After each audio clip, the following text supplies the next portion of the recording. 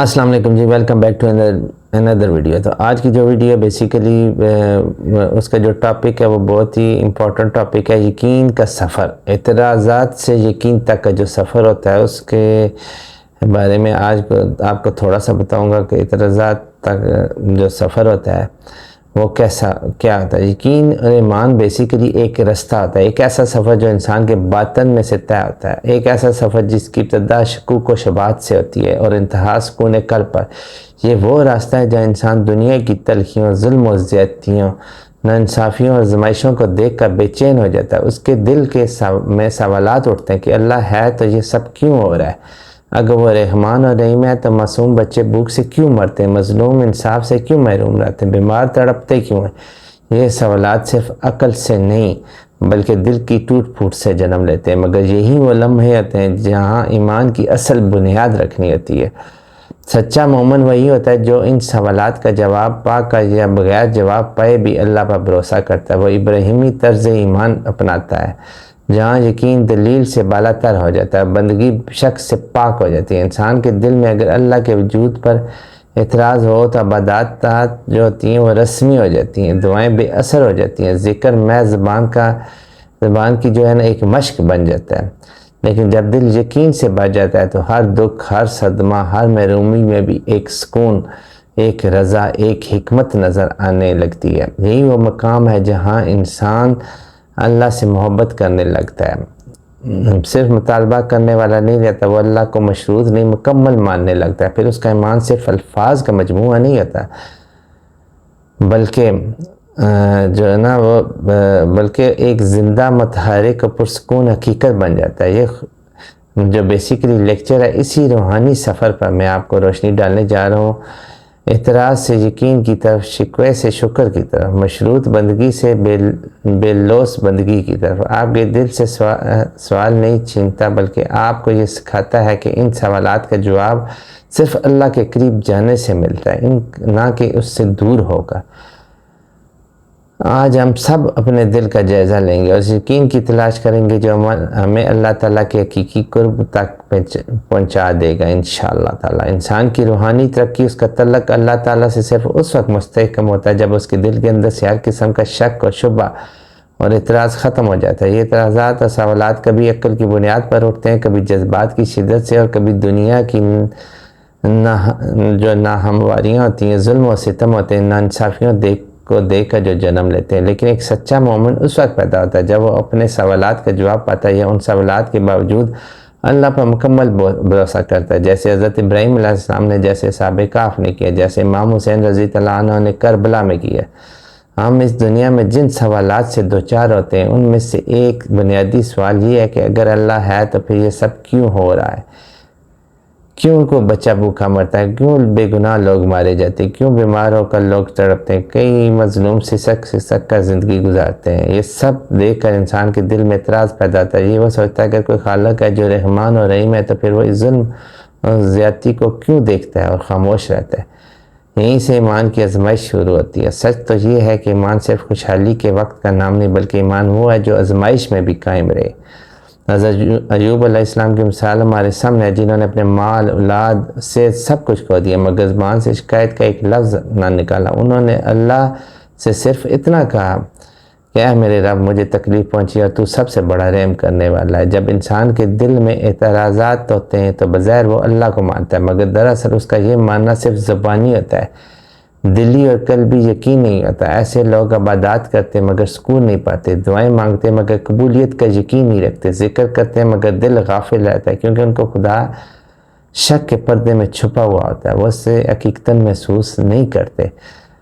ایمان کی اصل بنیاد یقین، اور یقین اس وقت آتا ہے جب انسان اللہ کے ہر فیصلے پر راضی ہو جاتا ہے، جب وہ سمجھے اللہ کی حکمت میری عقل سے بالا ہے، جب وہ یہ یقین کر لے کہ جو کچھ میرے ساتھ ہو رہا ہے وہ خالص خیر ہے، چاہے بظاہر نقصان دکھائی دے رہا ہو۔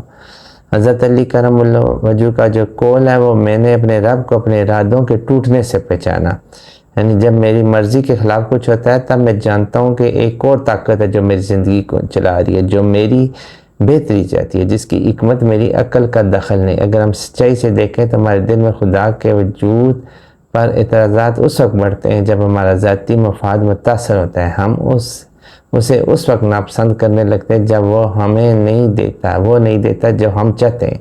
گویا ہمارا خدا مطالبات کا مرکز ہے، محبت کا مرکز نہیں۔ یہی اصل خرابی ہے، ہم اللہ سے محبت نہیں کرتے، ہم اسے صرف مطالبہ کرتے ہیں۔ جب مطالبہ پورا نہ ہو تو دل میں اعتراضات جنم لیتے ہیں۔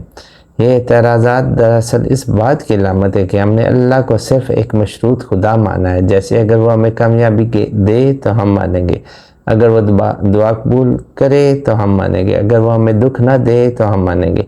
مگر وہ خدا جو صرف خوشیوں میں مانا جاتا ہے وہ خدا حقیقی نہیں ہوتا، وہ تو ایک ذہنی تسکین کا مفروضہ ہوتا ہے۔ قرآن پاک میں بار بار ہمیں دعوت دیتا ہے کہ اللہ پر یقین کرو، اگر تم مومن ہو تو تم اللہ پر بھروسہ کرو۔ یہ بھروسہ اسی وقت تک ممکن نہیں جب تک دل کے اندر اعتراضات اور شکوک موجود ہوں۔ ہمارے دل میں اگر واقعی اللہ کا یقین ہو تو ہم زندگی کے ہر لمحے میں اس کی حکمت کو تلاش کریں، اس کے فیصلے کو تسلیم کریں گے اور اس کی رضا کو مقدم رکھیں گے، اس کی یاد سے دل کو سکون دیں گے۔ دراصل دل کو یقین اس وقت آتا ہے جب ہم اپنی عقل کی محدودیت کو تسلیم کرتے ہیں، جب ہم یہ مان لیتے ہیں کہ میں نہیں جانتا مگر اللہ جانتا ہے۔ اسی کیفیت کو تسلیم کہتے ہیں، رضا کہتے ہیں، اور یہی وہ لمحہ ہوتا ہے جہاں اعتراضات ختم ہو جاتے ہیں۔ میں پیچھے اس بات پہ بھی ایک لیکچر کر چکا ہوں، اگر آپ نے نہیں وہ ابھی تک دیکھا تو جا کے دیکھ لیں۔ تو جب یہ اعتراضات ختم ہوتے ہیں تو انسان اللہ کو حقیقی معنوں میں ماننے لگتا ہے، پھر اس کا ایمان عبادتوں تک محدود نہیں رہتا بلکہ زندگی کے ہر پہلو میں اس کا خدا شامل ہو جاتا ہے۔ وہ کھاتا ہے تو اللہ کے لیے، وہ سوتا ہے تو اللہ کی رضا کے ساتھ، اور وہ روتا ہے تو اللہ کے سامنے، وہ ہنستا ہے تو شکر کے ساتھ، کیونکہ اسے یقین ہوتا ہے کہ میرا رب کی طرف سے جو آیا اس میں میرے لیے بہتری۔ وہ صبر کرتا ہے کیونکہ اسے یقین ہوتا ہے کہ صبر کا اجر بہت بڑا ہے۔ وہ شکر کرتا ہے کیونکہ وہ جانتا ہے کہ نعمت دینے والا صرف اللہ ہے۔ ایسا انسان نہ دولت سے مغرور ہوتا ہے نہ غریبی سے ٹوٹتا ہے، وہ اللہ کی رضا میں جیتا ہے، اللہ کی رضا میں ہی مرتا ہے۔ جب ہم یہی اصل ایمان ہے، یہی اصل اسلام ہے، اور یہی بندگی ہے بیسیکلی۔ تو جب ہم دل سے اللہ پر یقین کر لیتے ہیں تو زندگی کی تصویر بدل جاتی ہے۔ وہی دنیا جو پہلے ظلم سے بری ہوتی ہے اب ہمیں اللہ کی حکمت کا مظہر لگتی ہے۔ وہی مسائل جو پہلے اعتراض بن کر سامنے آتے ہیں اب ہمارے یقین کے امتحان بن جاتے ہیں۔ یاد رکھیں کہ اعتراض کرنا کفر کی علامت نہیں، مگر اعتراض پر جم جانا، اس پر ضد کرنا، اللہ کو ماننے سے انکار کرنا، یہ ہلاکت کی علامت ہے۔ اللہ تعالیٰ نے قرآن پاک میں حضرت موسیٰ علیہ السلام اور فرعون کا ذکر اسی لیے بار بار کیا کہ ہمیں بتایا جائے کہ فرعون کی ہلاکت اس کے ظلم کی وجہ سے نہیں بلکہ اس کے انکار حقیقت کی وجہ سے ہوئی۔ ایمان کا راستہ انکار سے یقین کی طرف جاتا ہے۔ شک سے یقین تک کا یہ سفر ہر انسان کا ذاتی سفر ہے۔ آپ کو یہ واضح فرق پتہ ہونا چاہیے کہ ایمان کا راستہ انکار سے یقین کی طرف جاتا ہے جو ایمان کا راستہ ہوتا ہے، اور شک سے یقین تک کا یہ سفر ہر انسان کا اپنا ذاتی سفر ہوتا ہے۔ کسی کی ایک دعا سے یقین کی طرف لے جاتی ہے، کسی کا ایک صدمہ اسے اللہ کے قریب کر دیتا ہے، کسی کا ایک سوال اسے توبہ کی راہ دکھاتا ہے۔ اصل کامیابی اس شخص ہے جو اللہ سے سوال تو کرے مگر جواب اسی سے ہی مانگے، جو اعتراض تو کرے مگر اس کا حل اللہ کے ذکر میں تلاش کرے، جو شکوہ تو کرے مگر ادب سے اور دعا کے پیرائی میں کرے۔ جو دل اللہ سے بیزار ہو جائے وہ کہیں کا نہیں رہتا، مگر جو دل سوال کرتا ہے اور آخرکار اللہ کے سامنے جھک جاتا ہے وہی اصل مومن ہے۔ اینڈ میں ہمیں سب کو اپنے اپنے دلوں کا جائزہ لینا چاہیے۔ کیا ہمارے دل میں اعتراضات ہیں کہ ہم اللہ کو صرف زبانی مانتے ہیں، یا دل سے؟ کیا ہمارا ایمان وقت، حالات و تقاضوں کے ساتھ بدلتا ہے یا مستقل رہتا ہے؟ کیا ہم اللہ کو صرف اس وقت مانتے جب وہ ہمیں نوازے، یا اس وقت بھی جب ہم سے وہ کچھ واپس لے لے؟ اگر ہمارے جواب ہاں میں ہیں تو ہم بھی اس راستے میں ہیں، ہمیں آگے بڑھنا ہے، اعتراض سے یقین کی طرف، شکوے سے شکر کی طرف، اور ماننے سے یقین کی طرف۔